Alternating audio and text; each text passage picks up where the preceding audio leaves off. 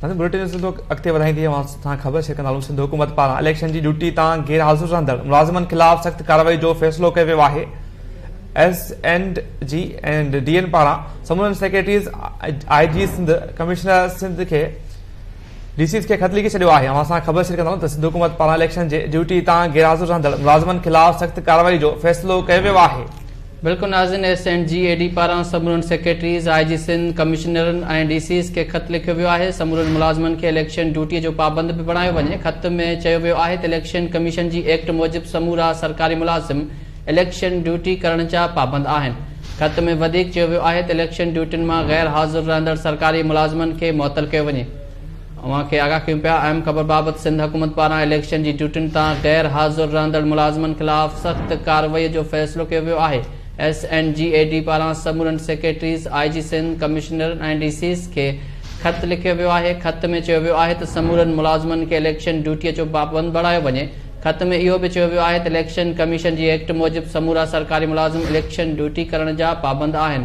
ख़त में वधीक चयो वियो आहे त इलेक्शन ड्यूटियुनि मां गैर हाज़िर रहंदड़ सरकारी मुलाज़िमनि खे मुअतल कयो वञे। असां ख़बर शेयर कंदा सिंध हुकूमत पारां इलेक्शन जी ड्यूटी तां गैर हाज़िर रहंदड़ मुलाज़िमनि ख़िलाफ़ सख़्त कार्रवाई जो फ़ैसिलो कयो वियो आहे। SNG पारां समूरी सेक्रेटरीज़ IG सिंध कमिश्नर ऐं DCs के ख़त लिखी छॾियो आहे।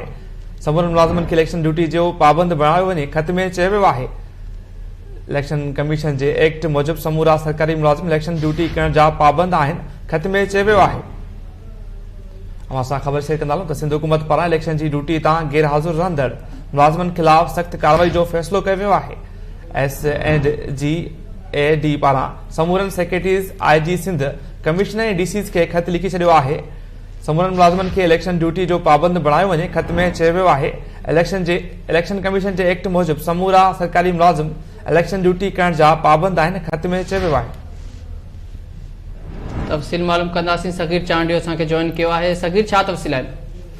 जी बिल्कुल, सिंध हुकूमत पारां इलेक्शन जी ड्यूटियुनि तां गैर हाज़िर रहंदड़ मुलाज़िमनि ख़िलाफ़ सख़्त कार्रवाई जो फ़ैसिलो कयो वियो आहे। इन सिलसिले में SNG तरफ़ां समूरनि सेक्रेटरीज़ IG सिंध समूरनि कमिश्नर ऐं DCs के ख़त लिखियो वियो आहे। उन ख़त में जणायो वियो आहे त समूरा मुलाज़िम जेके आहिनि उहे इलेक्शन ड्यूटी करण जा पाबंद आहिनि। तंहिं करे इलेक्शन कमीशन जे एक्ट मुताबिक़ सरकारी ड्यूटी जेका आहे उहा करण जा इहे पाबंद आहिनि। समूरनि जेके मुलाज़िमनि खे इलेक्शन ड्यूटी लाइ उहो पाबंद कयो वञे। उनखां अलावा ख़त में इहो बि ॼाणायो वियो आहे त इलेक्शन ड्यूटियुनि मां गैर हाज़िर रहंदड़ जेके सरकारी मुलाज़िम आहिनि उन्हनि जे ख़िलाफ़ कार्रवाई करे उन्हनि खे मुअतल कयो वञे। चीफ सेक्रेटरी सिंध जी मंज़ूरी खां पोइ SNG तरफ़ां अहिड़ो ख़त लिखियो वियो आहे। जी, वॾी महिरबानी सगीर चांडियो तफ़सील ॾियण जे लाइ।